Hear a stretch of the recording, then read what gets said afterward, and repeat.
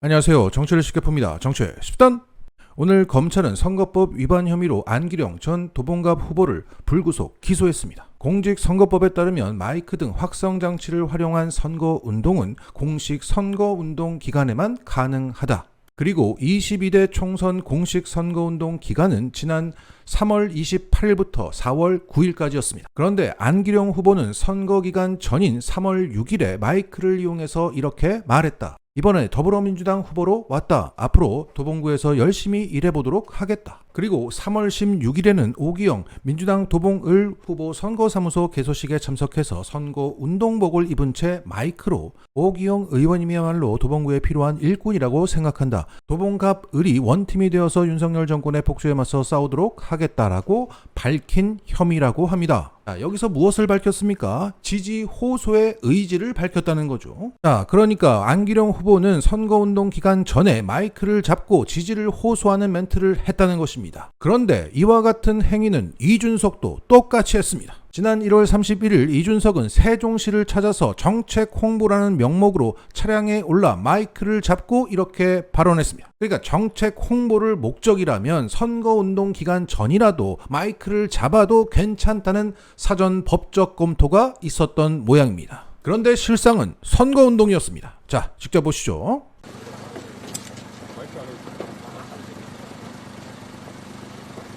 다녀보니까 정말 반응이 좋습니다.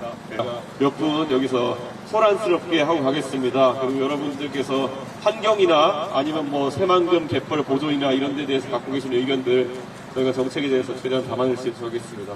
그렇다면 이런 문제가 더 큰 미래 세대의 부담이 되기 전에 어떻게 해야 과연 순차적으로 해소될 수 있을 것인가, 이것에 대한 고민들, 이 고민이 중심되어서 개혁신당은 국민들에게 교통복지 재구조화를 이야기했던 것입니다.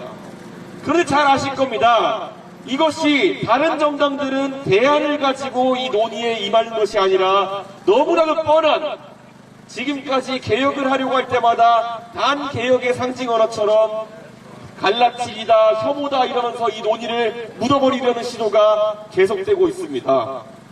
저는 과감하게 이 국토교통부 앞에서 공무원 여러분께 여쭈고 싶습니다. 자, 1월 31일 무려 선거 3개월 전부터 소란스럽게 했네요. 자, 이게 정책 홍보로 보이십니까? 우리 찍어달라고 정당 지지하는 연설로 보이십니까? 물론 전체 영상을 보시면 상당한 시간을 정책 설명에 할애했습니다. 하지만 지지를 호소하고 타당을 디스하는 멘트를 15분간의 연설 속에서 무려 3번이나 반복했습니다. 자, 이준석 본인도 캥겼던지 그는 마무리 발언으로 이렇게 말했습니다. 일단 좋아요 부탁드리고 유익하셨다면 구독까지 눌러주세요. 이 자리는 저희가 정당 지지 호소를 하러 모인 것이 아니라 정책 홍보를 하러 온 것이기 때문에 사실 마음에 끓어오르는 개혁에 대한 의지와 그리고 정치권에 대한 비판의식 이런 것들 더 강하게 드러내 보이진 못하겠습니다. 하지만 적어도 저희가 진정성을 가지고 대한민국의 정책 변화를 위해 노력하고 있다는 것은 알아주셨으면 합니다. 진심으로 감사합니다. 이준석이었습니다. 자, 본인도 말하고 있습니다. 더 강하게 드러내지 못하겠다. 그럼 약하게는 드러냈다는 얘기죠. 무엇을? 개혁신당에 대한 정당 지지 호소를, 그리고 타 정당의 디스를 하기는 했다는 겁니다. 그럼 이건 선거운동 유세가 맞습니다. 하지만 그는 무사합니다. 그리고 이렇게 세종에서 간보다가 동탄으로 넘어가서 경쟁 후보자의 허위 사실을 공표했지만 무혐의 처리된 바가 있죠. 용가리 통뼈야. 자, 그럼 선관위에게 묻겠습니다. 앞으로 이준석처럼 해도 괜찮습니까? 모두가 이준석처럼 해도 된다면 앞으로 선거 3, 4개월 전부터 전국 방방곡곡이 정치인들의 마이크 소리로 들썩들썩 해도 된다는 얘기입니다. 그리고 김은혜의 경우는 어떻습니까? 공직선거법에 따르면 선박, 전기여객, 자동차, 열차, 전동차, 항공기, 안과 그 터미널, 역, 공항, 개찰구 안, 병원, 종길시설, 극장의 옥내 등에서 명함을 주거나 지지를 호소하는 행위를 금지하고 있다. 그런데 올해 2월 16일 김은혜는 선거 운동복을 입고 분당 지역의 버스에 올라 명함을 배포하고 지지를 호소했습니다. 그래서 당시 김은혜 앵벌이 논란이 있었습니다. 여기에 한 시민이 선관위에 신고를 했으나 선관위는 4건의 선거법을 위반했다고 하면서도 서면 경고 조치로 끝났습니다. 자, 그런데 민주당 최민희 의원은 20대 총선을 앞두고 남양주 시청 사무실을 돌며 명함을 돌렸다는 혐의로 재판에 넘겨져 벌금 150만 원이 확정돼서 피선거권이 박탈됐습니다. 당시 최민희 의원은 이렇게 해명했습니다. 선거에 출마한 후보가 관공서를 돌면서 인사를 하는 것이 선거법 위반에 해당하는 사안인지 전혀 인지하지 못했다. 명함을 준 적은 있지만 지지를 호소하는 등의 선거운동을 하지는 않았다. 자, 선거운동을 하지 말라는 곳에서 명함을 돌린 김은혜와 최민희 의원은 법을 어겼습니다. 하지만 처벌 수위는 천양지차였습니다. 결국 선거법은 선거운동 기간과 장소를 제한하고 있지만 국힘이면 괜찮고 민주당이면 안 된다는 거 아닙니까? 분노합니다.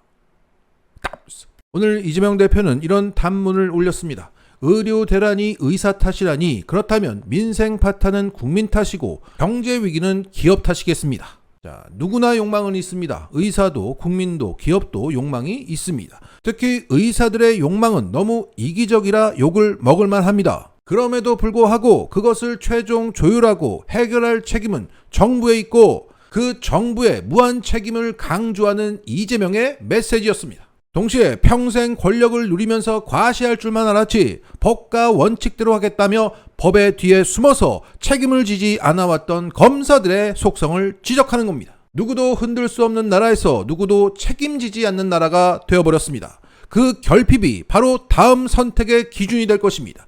이 시대 정신을 한마디로 표현하면 누구든지 책임져라, 나 죽겠다 입니다. 그래서 이재명이 대권에 가장 가깝습니다. 오늘자 조원 CNI 여론조사에서 차기 대권주자 적합도를 물었더니 이재명 대표가 42.1%, 한동훈 20.9%, 조국 6.2%, 이준석 5.9%, 원희룡, 오세훈, 홍준표, 김동연, 안철수 1.5%가 나왔습니다. 이미 한동훈은 사실상 끝났다고 보이고 나머지 국힘 후보군 중에서 책임감이 있는 사람이 보이십니까? 자, 정파를 떠나 한번 생각해 볼까요? 나는 중도층이다. 자, 빙의하시고 갑니다. 이준석. 이준석이 책임질 줄 안다. 어울리지가 않네요. 원희룡. 글렀고. 오세훈.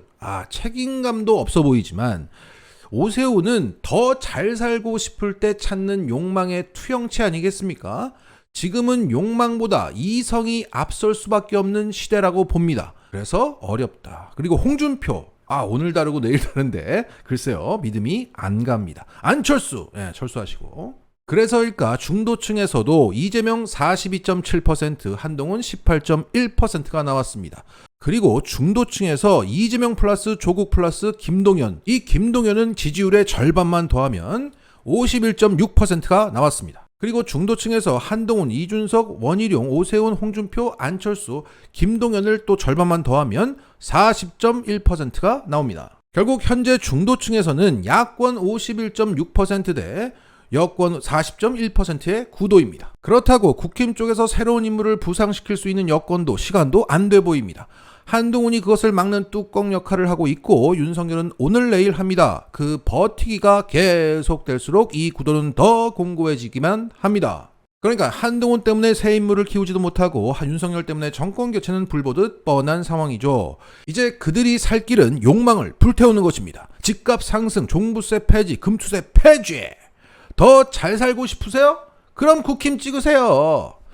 그런데 웬만큼 살아야 더 잘 살기를 원하게 되는 거죠. 일단 살고 보자 라는 이때 이재명의 기본사회가 더 솔깃합니다. 동시에 이재명은 금투세 폐지 유보 입장을 취하면서 그들의 욕망까지 아우르고 있습니다. 결국 무한 책임, 이것이 정권 교체의 치트키고 그래서 이재명은 대통령이 될 것입니다. 어차피 이재명이 다음 대통령입니다. 그 다다음을 위해서 지금의 시기를 잘 보내야겠습니다. 자, 더 구체적으로 말씀드리면 지금 굿직이네, 좆바네, 이게 이재명한테 도움이 됩니까? 훗날 단일화해서 최소 10%의 조국 지지층이 온전히 이재명한테 오게 만들어야 하는데 지금 이렇게 혐오하면 잘도 오겠습니다. 물론 제가 과문해서 그런 분들의 뜻을 이해 못하는 것일 수 있습니다.